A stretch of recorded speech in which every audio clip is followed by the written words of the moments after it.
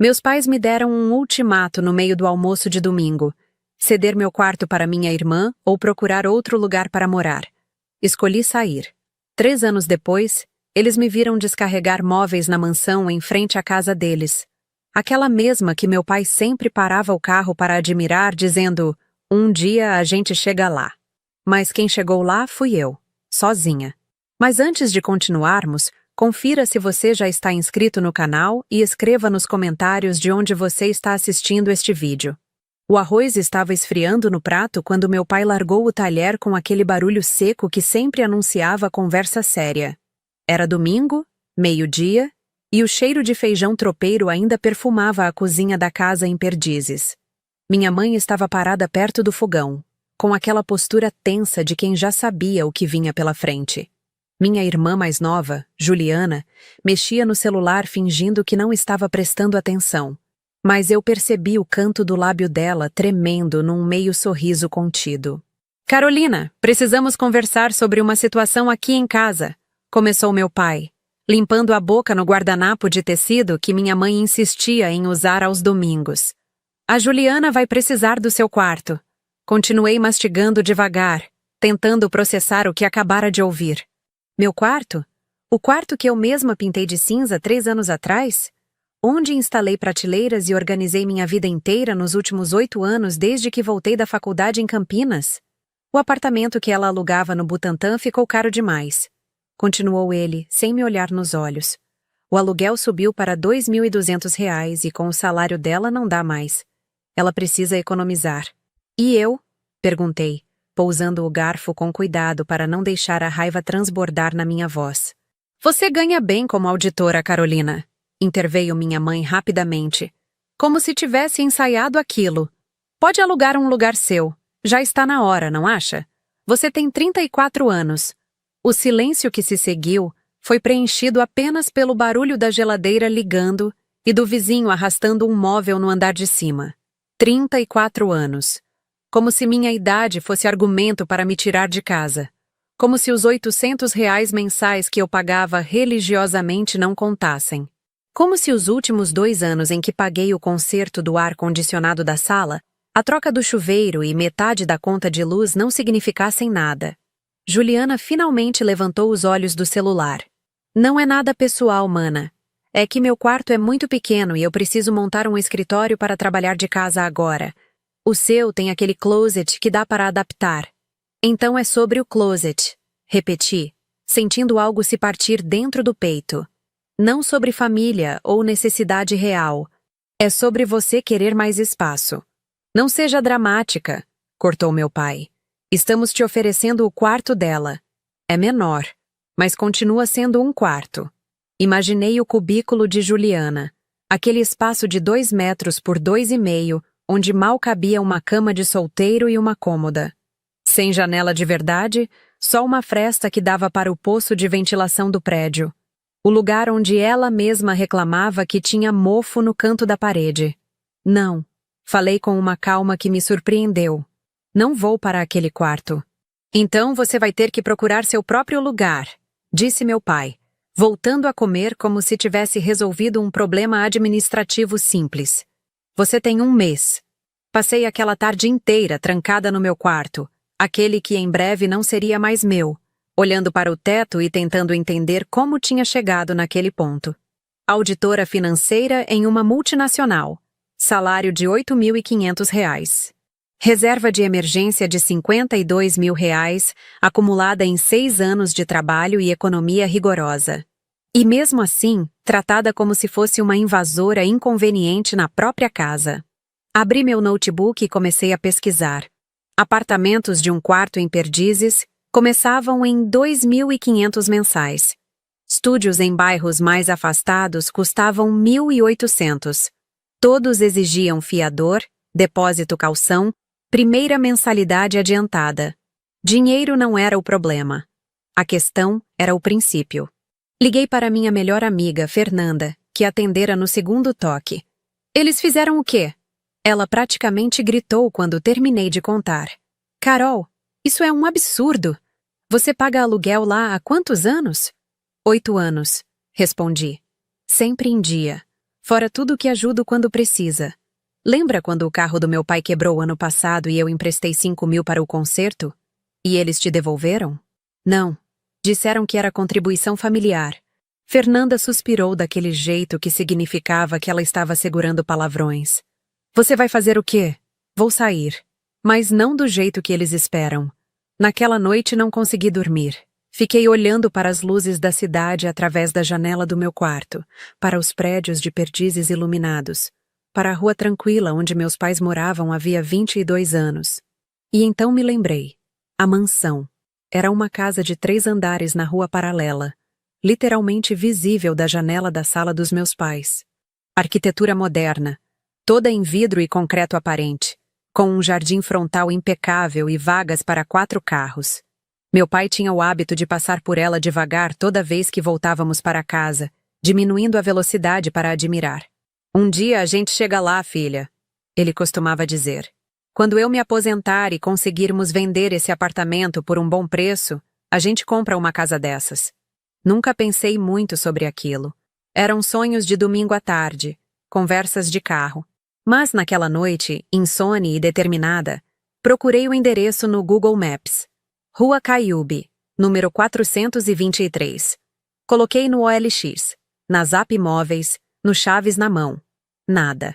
Então fiz algo mais ousado. No dia seguinte, segunda-feira, fingi que estava doente e faltei ao trabalho pela primeira vez em 18 meses. Vesti uma roupa social discreta, prendi o cabelo num coque e fui até a Rua Caiúbe. Toquei a campainha. Uma empregada doméstica atendeu pelo interfone. Bom dia, desculpe incomodar. Sou auditora financeira e estou procurando imóveis na região. Sei que esta casa não está oficialmente à venda, mas gostaria de deixar meu contato caso os proprietários considerem propostas. Houve uma pausa. Depois a voz voltou, mais interessada. A senhora pode aguardar um momento? 5 minutos depois, a porta se abriu. A mulher que me recebeu tinha uns 60 anos, cabelos grisalhos bem cortados, e aquele ar de quem já teve muito dinheiro e aprendeu a não ostentar. Me convidou para entrar na sala. Um ambiente com pé direito altíssimo, janelas do chão ao teto e decoração minimalista que provavelmente custou mais que meu carro. Desculpe a surpresa, comecei, estendendo meu cartão de visita profissional. Meu nome é Carolina Mendes. Sou auditora na Ernst Young. Moro na região e sempre admirei esta casa. Sei que não está à venda, mas queria manifestar interesse caso algum dia considerem. Ela examinou meu cartão com atenção antes de se sentar numa poltrona de couro cinza. Sou Helena Carvalho. Meu marido faleceu há 8 meses. Esta casa tem muitas memórias, mas está grande demais para mim sozinha. Meus filhos moram em São Paulo, mas em outros bairros, e insistem que eu deveria me mudar para algo menor. Sinto muito pela sua perda. Respondi sinceramente. Ela acenou com a cabeça, os olhos marejados por um segundo antes de recuperar a compostura. Estava pensando em colocar à venda em breve, na verdade. Mas os corretores que consultei sugeriram reformas antes, pintura, modernização de alguns acabamentos. Francamente, não tenho energia para gerenciar isso tudo. E se alguém comprasse assim mesmo? Perguntei, sentindo meu coração acelerar. No estado atual, com um desconto adequado, obviamente. Helena me estudou por um longo momento. Você tem esse tipo de capital disponível? Perdoe a franqueza, mas esta casa vale R$ 1.800.000. Respirei fundo. Era muito mais do que eu tinha. Mas havia algo naquela conversa, naquela possibilidade, que fez meu cérebro de auditora entrar em modo de resolução de problemas. Posso ter, respondi. Me dê algumas semanas para organizar as finanças e fazer uma proposta formal? Ela sorriu pela primeira vez. Você me lembra minha filha. Determinada assim. Vou lhe dar um mês. Se até lá você conseguir apresentar algo sério, conversamos. Saí daquela casa com as pernas tremendo e a cabeça girando em 1000 cálculos por segundo. 1.800.000. Eu tinha 52.000 em reservas. Precisava de 20% de entrada para um financiamento convencional, ou seja, R$ 360.000. Faltavam 308.000. Impossível. Ou não. Naquela tarde, em vez de voltar para casa, fui direto para um café na Avenida Sumaré e abri meu laptop. Comecei a fazer planilhas. Meu salário, meus investimentos, meu histórico de crédito. Então lembrei de algo que aprendi num curso de educação financeira 2 anos antes. Crédito com garantia de imóvel. Meus pais tinham o apartamento onde morávamos quitado. Valia uns R$ 700 mil, segundo as últimas avaliações que meu pai mencionara. Mas, obviamente, eles nunca me dariam como garantia. Então, pensei em outra coisa. Minha avó materna, Dona Lourdes, tinha um apartamento pequeno em Santana, também quitado. Ela morava num asilo particular havia 3 anos, desde que a saúde dela piorou, e o apartamento ficava fechado. Minha mãe tinha procuração para gerenciar os bens dela, e eu era a neta favorita. Visitei minha avó naquele mesmo fim de semana. O Lar São Francisco era um lugar limpo e bem cuidado em Santana, com jardins internos e enfermeiras atenciosas. Vovó Lourdes estava na sala de convivência, jogando dominó com outras 3 senhoras quando cheguei. Carol, minha linda. Ela abriu um sorriso banguela que me partiu o coração. Que surpresa boa! Passei a tarde com ela, ouvindo histórias que já conhecia de cor sobre como era São Paulo nos anos 60, sobre o casamento dela com vovô Alcides, sobre quando minha mãe nasceu. Quando as outras senhoras foram para o lanche, fiquei a sós com ela. Vovó, preciso conversar sobre uma coisa séria. Ela me olhou com aqueles olhos ainda espertos apesar dos 87 anos. Você precisa de dinheiro. Não era pergunta. Era afirmação. Preciso usar seu apartamento em Santana como garantia para um empréstimo. Expliquei devagar. É para comprar uma casa. Eu vou pagar todas as parcelas, a senhora não vai ter nenhum risco ou responsabilidade. Só preciso da assinatura autorizando. E sua mãe sabe disso? Hesitei. Não. Mas eu tenho procuração também, lembra? A senhora fez para mim e para ela há 2 anos. Ela assentiu pensativa. Sua mãe vai ficar brava. Provavelmente, admiti. Mas eu preciso disso, vovó. Preciso provar uma coisa. Para mim mesma, principalmente.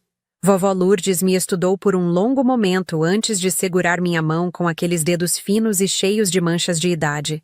Você sempre foi diferente das outras, Carolina. Desde pequena. Sua mãe queria que você fosse professora ou médica, algo tradicional. Mas você escolheu números, empresas, esse mundo duro. E olha só, deu certo. Ela fez uma pausa. Use o apartamento. Mas me prometa uma coisa, não deixe isso te amargurar. Vingança é veneno, filha. Não é vingança, vovó. É independência. Às vezes as duas coisas se parecem muito. Ela respondeu com um sorriso triste. Com a autorização da minha avó registrada em cartório na segunda-feira seguinte, procurei 3 bancos diferentes. O Bradesco me ofereceu as melhores condições.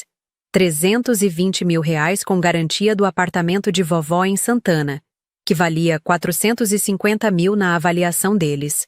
Juros de 9,9% ao ano. Prazo de 240 meses. Parcelas de R$ 3.400 mensais. Pesado, mas viável com meu salário. Somados aos meus 52 mil de reserva, eu teria R$ 372 mil. Suficiente para a entrada de 20% e ainda sobrar 12 mil para custos iniciais. O financiamento do restante, R$ 1.440.000, seria pela Caixa Econômica Federal. Simulei. Parcelas de R$ 7.800 por 30 anos. Total mensal, R$ 11.200. Meu salário líquido era R$ 8.500. Faltavam R$ 2.700 por mês. Durante 3 semanas vivi numa montanha-russa emocional. De dia, trabalhava normalmente na Ernst Young, auditando balanços de empresas e fingindo que minha vida estava sob controle. À noite e nos fins de semana, planejava obsessivamente como fechar aquela conta. Precisava de renda extra, estável e garantida. A solução veio de um lugar inesperado. Eu tinha uma colega de trabalho, Patrícia, que fazia consultorias financeiras freelancer nas horas vagas. Ajudava pequenas empresas a organizarem a contabilidade, prestava serviços esporádicos para startups. Ela ganhava entre 3 e 5 mil reais extras por mês com isso. Marquei um café com ela. Patrícia me explicou o mercado. Muitas empresas pequenas e médias não têm dinheiro para contratar uma auditoria full-time, mas precisam de alguém qualificado para revisar suas finanças, preparar relatórios para investidores ou organizar a contabilidade para o imposto de renda. Você tem experiência e certificações, Carol. Poderia facilmente pegar 2 ou 3 clientes fixos e faturar uns 4 mil por mês. E é tudo online. Faz no seu tempo livre. Naquele mesmo dia, criei um perfil no LinkedIn, oferecendo serviços de consultoria financeira. Nos grupos de empreendedorismo que participava, deixei discretamente a informação de que estava disponível para trabalhos freelancer. Em uma semana tinha 3 propostas. Fechei com 2. Uma loja de roupas em Moema que precisava organizar o fluxo de caixa e uma startup de tecnologia que precisava de alguém para preparar relatórios mensais para os investidores. Total, R$ 4.200 mensais. Faltavam R$ 500. Cortei Netflix, Spotify, academia. Passei a levar marmita para o trabalho em vez de almoçar fora. Cancelei o plano de celular pós-pago e migrei para pré-pago. Parei de sair para bares e restaurantes aos fins de semana. Minha mãe notou. Você está estranha, Carol. Não sai mais, não conversa com a gente. Ainda está brava por causa do quarto?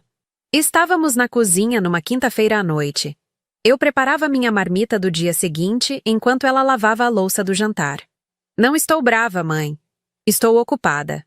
Ocupada com o quê? Até parece que trabalhar muito vai fazer diferença na sua vida. Engoli a resposta ácida que subiu pela garganta. Já achou apartamento?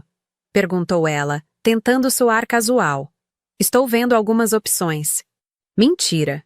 Eu já sabia exatamente onde ia morar. Só faltava fechar o negócio. No final da 3ª semana, voltei à casa da Helena na rua Caiube. Levei uma pasta com toda a documentação. Carta de aprovação do crédito com garantia. Carta de pré-aprovação do financiamento habitacional, meu extrato bancário, minha declaração de imposto de renda dos últimos 3 anos. Ela me recebeu na mesma sala, serviu café em xícaras de porcelana fina. Estou impressionada, disse ela depois de revisar os papéis. Você realmente conseguiu organizar tudo em menos de um mês. Quantos anos você tem mesmo? 34. Minha filha tem 38 e ainda mora de aluguel. Helena comentou com um sorriso. Acho que você tem mais determinação que muita gente que conheço. Respirei fundo.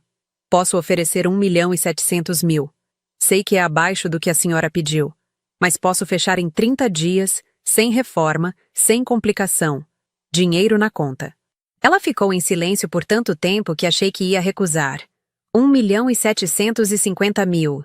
Ela contrapropôs. E você tem um negócio. Apertamos as mãos ali mesmo, na sala daquela casa que seria minha. Helena ligou para o advogado dela na minha frente e pediu que preparasse o contrato. Marcamos a escritura para dali a 28 dias, tempo suficiente para os bancos liberarem os recursos e para eu organizar toda a documentação. Saí de lá flutuando. Mas a realidade me atingiu naquela mesma noite.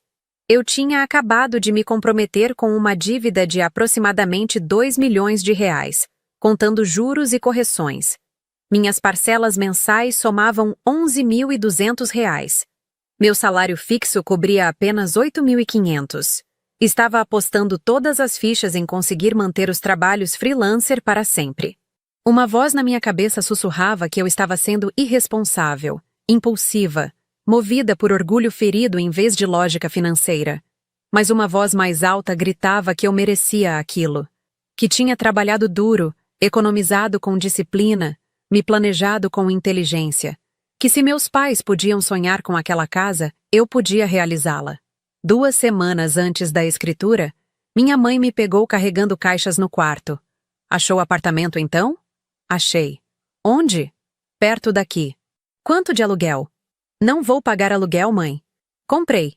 Ela deixou cair o pano de prato que estava segurando. Você comprou? Como? Onde arranjou dinheiro para isso?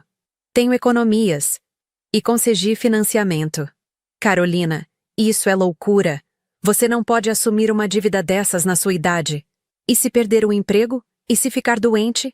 Então eu vendo e pago a dívida, respondi com mais calma do que sentia. Mãe, eu sei o que estou fazendo. Sou auditora financeira. Trabalho com isso. Mas onde é esse apartamento? Não é apartamento. É casa. Casa? Que casa? Você vai ver quando eu me mudar. Vi a confusão e a preocupação no rosto dela. E algo mais que não consegui identificar. Arrependimento, talvez. Ou medo de que a filha que eles pensavam conhecer tivesse se transformado em uma estranha. Na semana da escritura, mal dormi. Revisei cada documento dezenas de vezes. Confirmei com os bancos que os recursos estariam disponíveis. Contratei uma pequena empresa de mudanças. Comprei o mínimo de móveis necessários. Uma cama, uma mesa, um sofá básico. O resto viria com o tempo. O dia da escritura foi numa sexta-feira chuvosa de março. O cartório ficava na Avenida Paulista, cheio de homens de terno e mulheres de salto alto correndo entre compromissos. Helena chegou com o filho dela, um advogado de uns 40 anos que me cumprimentou com um aperto de mão firme. Minha mãe nunca vai esquecer que você fechou esse negócio em menos de um mês, ele disse. Ela ficou impressionada com sua determinação. Assinei cada página, cada linha, com a mão tremendo ligeiramente. Quando a tabeliã bateu o carimbo final no documento e disse: "Parabéns, a casa agora é sua", senti uma onda de emoção tão forte que precisei piscar várias vezes para segurar as lágrimas. Helena me abraçou. Cuide bem dela. E seja feliz aí. Vou ser. Prometi. A mudança aconteceu num sábado de manhã, 15 dias depois da escritura. Eu tinha cronometrado para que meus pais estivessem em casa. Não avisei nada. Simplesmente contratei a empresa de mudanças, carreguei minhas poucas caixas e móveis, e às 9 da manhã, o caminhão parou em frente ao número 423 da rua Cailbe. Exatamente em frente ao prédio dos meus pais. Eu estava dirigindo o portão da garagem quando vi meu pai aparecer na janela da sala. Vi o exato momento em que ele registrou o que estava acontecendo. Como ele chamou minha mãe. Como os dois ficaram paralisados olhando. Juliana saiu na varanda de pijama, com o cabelo desarrumado. Os carregadores começaram a descer os móveis. Entrei na casa, minha casa, e comecei a dirigir onde cada coisa ia. A cama no quarto principal do segundo andar. O sofá na sala enorme do térreo. A mesa pequena na cozinha que mais parecia de restaurante gourmet. Demorei 2 horas para organizar tudo. Quando terminei, saí na varanda da frente, bem visível da janela dos meus pais, e fiquei ali apenas observando a rua. 15 minutos depois, meu celular tocou. Mãe. Carolina, o que você fez? Comprei uma casa. Essa casa? A da frente? A que seu pai sempre admirou? Essa mesma. Houve um silêncio longo. Precisamos conversar. Podem vir aqui se quiserem. Estou em casa. Eles chegaram meia hora depois, os 3. Mãe, pai e Juliana. Toquei a campainha e abri o portão eletrônico que tinha acabado de programar. Vi a expressão no rosto deles enquanto subiam os degraus de mármore da entrada. Meu pai estava pálido. Minha mãe tinha os olhos vermelhos. Juliana parecia não acreditar no que via. Bem-vindos, disse, abrindo a porta de vidro. Entrem. A sala ainda estava quase vazia. O sofá pequeno parecia ridículo no espaço enorme. Mas as janelas do chão ao teto, a vista para o jardim, o pé direito de 6 metros, tudo aquilo gritava luxo e sucesso. Como você conseguiu isso? Perguntou meu pai, a voz sumindo no espaço. Trabalho, economia e planejamento, respondi. As mesmas coisas que eu fazia quando morava com vocês, mas agora investidas em mim. Você pegou empréstimo? Perguntou minha mãe, sempre prática. Sim. E vou pagar cada centavo com meu trabalho. Isso é irresponsável, Carolina. Uma dívida dessas pode te destruir. Ou pode me realizar, rebati. Depende de como eu administro. E eu sou boa com números, mãe. Lembra? Juliana andou pela sala, tocando nas paredes, olhando para fora. Isso tudo é seu? De verdade? De verdade. Escritura no meu nome. Dívida no meu nome. Conquista minha.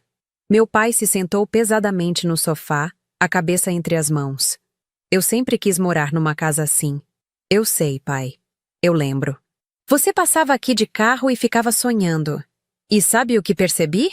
Que sonhar não constrói nada. Realizar é que faz diferença. Eles ficaram talvez 20 minutos. Andaram pelos cômodos vazios, subiram para ver os quartos, olharam a cozinha com bancada de granito e armários planejados. Ninguém disse muito. O silêncio era mais eloquente que qualquer palavra. Quando foram embora, minha mãe me abraçou na porta. Você nos surpreendeu, filha.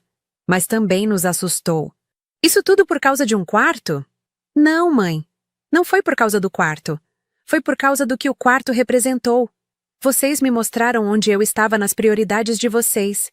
Então decidi me colocar em primeiro lugar nas minhas próprias prioridades. Não queríamos te magoar. Eu sei. Mas magoaram. E eu precisava provar para mim mesma que valia mais do que aquela situação. Meu pai não disse nada quando saiu.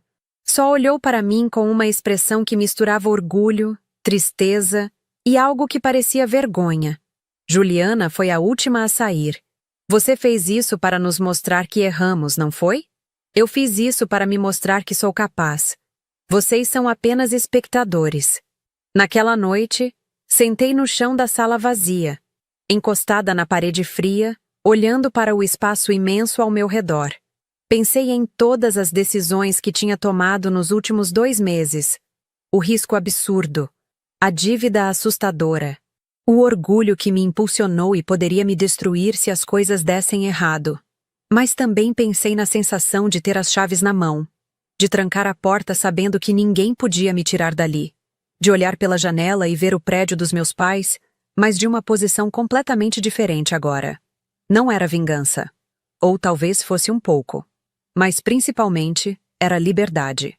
3 meses depois, já tinha mobiliado metade da casa com peças compradas aos poucos. Meus trabalhos freelancer estavam estáveis, alguns meses rendendo até 5.000 extras. A rotina era puxada. Acordar às 6, trabalhar na Ernst Young até às 6 da tarde, chegar em casa e trabalhar nas consultorias até às 10 da noite. Fins de semana eram metade para lazer, metade para clientes. Mas as contas fechavam. Todo mês conseguia pagar os 11.200 das parcelas e ainda sobrava um pouco para emergências. Minha relação com meus pais melhorou superficialmente. Íamos almoçar juntos de vez em quando. Eles visitavam a casa ocasionalmente, sempre com aquele ar de quem não sabe se sente orgulho ou desconforto. Juliana e eu trocávamos mensagens de aniversário, nada além disso. 1 ano depois da compra, uma vizinha tocou minha campainha. Era uma mulher de uns 50 anos, bem vestida, que morava 3 casas abaixo. Oi, sou a Márcia. Só queria conhecer a nova moradora e perguntar se você estaria interessada numa vaga na Associação de Moradores do Quarteirão. Claro, respondi. Seria ótimo me integrar ao bairro. Enquanto ela entrava e eu servia café, ela comentou. Sabe, quando a Helena vendeu para você, alguns vizinhos ficaram preocupados. Acharam que uma pessoa tão jovem poderia fazer festas barulhentas ou algo assim. Mas você tem sido uma vizinha exemplar, tranquila, discreta. E a casa está linda. Você fez reformas? Apenas pequenos ajustes. Principalmente decoração. Márcia sorriu. Seu pai deve estar muito orgulhoso. Comprar uma casa dessas aos 30 e poucos anos é impressionante. Pensei em explicar toda a história. O ultimato, a briga, a determinação em provar meu valor. Mas decidi que algumas histórias eram melhor guardadas. Ele está sim, respondi simplesmente. Depois que ela saiu, fiquei na varanda olhando para a rua. Para o prédio dos meus pais ali. Tão perto e tão distante ao mesmo tempo. Para as janelas onde meu pai costumava ficar admirando esta mesma casa, sonhando com um futuro que nunca chegou para ele. Mas chegou para mim. Peguei meu celular e abri o aplicativo do banco. Revisei as contas como fazia toda semana. As parcelas dos empréstimos estavam em dia. Os trabalhos freelancer continuavam entrando. Minha reserva de emergência, que tinha zerado na compra, já estava em 12.000 reais novamente. Uma notificação apareceu na tela. Era do grupo da família no WhatsApp. Aquele que raramente tinha mensagens além de felicitações de aniversário e fotos de comida. Juliana. Pessoal, tenho uma notícia. Consegui uma promoção no trabalho. Agora sou coordenadora e vou ganhar quase o dobro. Minha mãe. Parabéns, filha. Estamos muito orgulhosos. Meu pai. Boa, Julie. Sabia que você ia longe. Esperei alguns minutos antes de responder. Eu. Parabéns, mana. Merecido. A resposta veio quase instantânea. Juliana. Obrigada, Carol. Aliás, estava pensando, será que você pode me dar umas dicas de investimentos? Queria fazer o dinheiro render. Sorri sozinha na varanda. Era engraçado como as coisas mudavam. Há um ano, eu era a que precisava dar o quarto, a que precisava sair de casa, a que era tratada como peso. Agora, era a que tinha casa própria, múltiplas fontes de renda e conhecimento que de repente se tornara valioso para a família. Eu. Podemos marcar um café. Tem várias opções dependendo do seu perfil. Minha mãe. Carolina. Aproveita e passa aqui em casa no domingo. Vamos fazer aquela lasanha que você gosta. Olhei a mensagem por um tempo antes de responder. Parte de mim queria recusar, manter a distância que tinha estabelecido. Mas outra parte, a parte que ainda lembrava dos domingos em família antes de tudo desmoronar, sentiu uma pontada de saudade. Eu. Vou ver se consigo. Estou com bastante trabalho acumulado. Não era totalmente mentira. Mas também não era o motivo real da hesitação. 2 anos depois da compra, minha vida tinha encontrado um ritmo sustentável. Continuava trabalhando na Ernst Young, mas tinha pedido redução de carga horária para 40 horas semanais quando fui promovida a auditora sênior. O aumento no salário compensou a redução de horas. Agora, ganhava R$ 10.700 mensais no trabalho fixo. Os freelances tinham se transformado em algo maior. 3 clientes fixos pagavam entre 5 e 6 mil mensais no total. Mas o mais interessante foi quando uma das startups que eu assessorava me ofereceu equity, participação na empresa, como parte do pagamento. Aceitei. Hoje aquela startup valia 10 vezes mais que na época, e minha pequena participação de 2% já valia mais de R$ 80 mil no papel. A casa estava completamente mobiliada agora. Cada cômodo decorado com gosto, mas sem exageros. Aprendi que luxo verdadeiro não é sobre quantidade, mas sobre qualidade e coerência. Meu relacionamento com a família tinha encontrado um novo equilíbrio. Almoçávamos juntos uma vez por mês. Conversávamos pelo WhatsApp sobre amenidades, mas existia uma linha invisível que nunca mais foi cruzada. Eles não pediam dinheiro emprestado. Não sugeriam que eu os ajudasse com contas. Não faziam comentários sobre minhas escolhas. Era como se tivessem finalmente entendido que me subestimar tinha custado caro. Não financeiramente para eles, mas emocionalmente. Tinham perdido a confiança, a intimidade, a cumplicidade que existia antes. Juliana casou e se mudou de vez. O quarto que ela tanto quis ficou vazio por 6 meses até meus pais transformarem em escritório. A ironia não passou despercebida por ninguém. Numa tarde de sexta-feira, eu estava trabalhando no home office quando a campainha tocou. Era uma entrega. Um envelope grande, daqueles de papel craft. Abri e encontrei uma carta manuscrita. Carolina, seu pai está com problemas de saúde. Nada grave. Mas precisamos de alguns exames caros que o plano não cobre completamente. Sei que as coisas entre nós ficaram diferentes, mas ainda somos família. Você poderia nos ajudar com R$ 5.000? Prometo devolver assim que possível. Com carinho, mãe. Segurei a carta por um longo tempo. Senti aquela sensação familiar de culpa subindo pelo peito. Aquele peso de responsabilidade que sempre carreguei. A filha confiável. A que resolve problemas. A que ajuda. Mas então lembrei do jantar de domingo. Do ultimátum. Da frieza com que fui tratada quando não era mais conveniente. Peguei meu celular e liguei para minha mãe. Recebi sua carta. Ah, que bom. Então você pode fazer o Pix hoje? Precisamos marcar os exames para a semana que vem. Mãe, eu posso emprestar o dinheiro. Mas preciso que seja documentado. Vou fazer um contrato simples reconhecendo a dívida e estabelecendo prazo de pagamento. 6 meses está bom? Houve um silêncio constrangido. Carolina? Isso é necessário? Entre família? É exatamente por ser família que é necessário, mãe. Aprendi que acordos claros mantêm relações saudáveis. Você aceita ou não? Outro silêncio. Mais longo. Vou conversar com seu pai. Ela desligou. 15 minutos depois, uma mensagem. Esquece. Vamos dar um jeito. Olhei para a mensagem e não senti raiva. Nem satisfação. Apenas uma confirmação do que já sabia. Eles queriam ajuda, mas não queriam accountability, responsabilidade. Queriam o dinheiro sem o compromisso de devolver. E eu tinha aprendido que minha generosidade tinha limites. Que estabelecer fronteiras não era egoísmo, era sobrevivência. Hoje, 4 anos depois de comprar a casa, estou sentada na varanda com uma taça de vinho, observando o pôr do sol pintar o céu de laranja e rosa. A casa está quitada? Não. Ainda faltam 26 anos de parcelas. Mas é minha.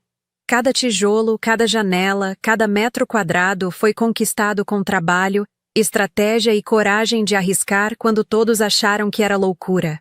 Meus pais continuam morando no prédio da frente. Às vezes vejo meu pai na janela, olhando para cá. Não sei o que passa pela cabeça dele. Arrependimento? Orgulho? Inveja? Talvez um pouco de cada. Juliana teve um bebê mês passado. Fui visitá-la na maternidade e segurei minha sobrinha nos braços pela primeira vez. É uma menina, Beatriz. Juliana me olhou com uma expressão que não consegui decifrar completamente. Quero que ela cresça sabendo que pode conquistar o que quiser, disse ela baixinho. Que não precisa aceitar menos do que merece. É um bom ensinamento, respondi. Enquanto eu saía, ela me chamou. Carol? Eu lamento. Por tudo. Sei que foi egoísmo da minha parte aceitar o seu quarto sem questionar. Eu achei que estava apenas resolvendo meu problema. Mas nunca pensei no que estava fazendo com você. Foi a primeira vez em 4 anos que alguém da família reconheceu claramente o que aconteceu. Não minimizou. Não justificou. Apenas reconheceu. Eu sei, Julie. Obrigada por dizer isso. Não era perdão completo. Mas era um começo. Agora, sentada aqui na minha varanda, pensando em tudo o que aconteceu desde aquele domingo de ultimato, percebo que meus pais me deram um presente involuntário. Eles me forçaram a descobrir uma força que eu não sabia ter, uma ambição que estava adormecida, uma capacidade de realização que nunca teria explorado se continuasse na zona de conforto. Às vezes, as piores coisas que nos acontecem acabam sendo o empurrão que precisávamos. Meu celular vibra. É uma mensagem de Patrícia, minha amiga que me ensinou sobre freelancing. Carol, tenho um cliente potencial para você. Uma empresa média porte em Pinheiros procurando auditoria interna. Paga 10 mil por mês. Interessada? Sorrio e digito a resposta. Manda os detalhes. Vamos conversar. Porque aprendi que oportunidades não caem do céu. Elas são construídas. Tijolo por tijolo. Decisão por decisão. Risco calculado por risco calculado. E quando você prova para si mesmo que é capaz uma vez, fica mais fácil acreditar nas próximas vezes. A casa em frente ao prédio dos meus pais não é apenas uma propriedade. É um monumento à minha capacidade de transformar rejeição em motivação, de converter mágoa em construção, de provar que o valor de uma pessoa não é definido por quem a descarta, mas por quem ela escolhe se tornar depois. Termino o vinho e entro. Amanhã é sábado e tenho uma reunião com um cliente novo pela manhã. Depois vou encontrar Fernanda para um almoço que marquei há semanas. À noite, talvez assista um filme nesta sala enorme que já não parece tão vazia quanto no começo. E domingo? Domingo eu descanso. Aqui, na minha casa, que conquistei sozinha, sem pedir permissão, sem esperar aprovação, sem aceitar menos do que merecia, apenas provando, principalmente para mim mesma, que era capaz de muito mais do que qualquer um imaginou.